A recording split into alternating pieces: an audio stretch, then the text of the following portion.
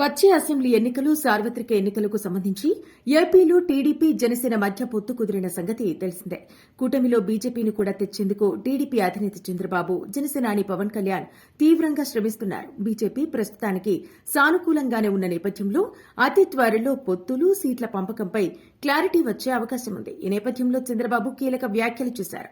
Ticket రాలేదని ఎవరూ నిరుత్సాహపడొద్దని, అధికారంలోకి రాగానే అందరికీ న్యాయం చేస్తామని అన్నారు. జగన్ తీరుతో విసిగిపోయిన వైసీపీ నేతలు టీడీపీలో చేరుతామని వస్తున్నారని, మంచివారు పార్టీకి ఉపయోగపడతారని అనుకుంటేనే తీసుకుంటున్నామని చంద్రబాబు పేర్కొన్నారు. రా కదలిరా సభలు ముగిశాక ప్రజా చైతన్య యాత్రను ప్రారంభిస్తానని, ఎన్నికలు సమీపిస్తున్నందున ప్రతి ఒక్కరూ సీరియస్ గా పనిచేయాలని అన్నారు.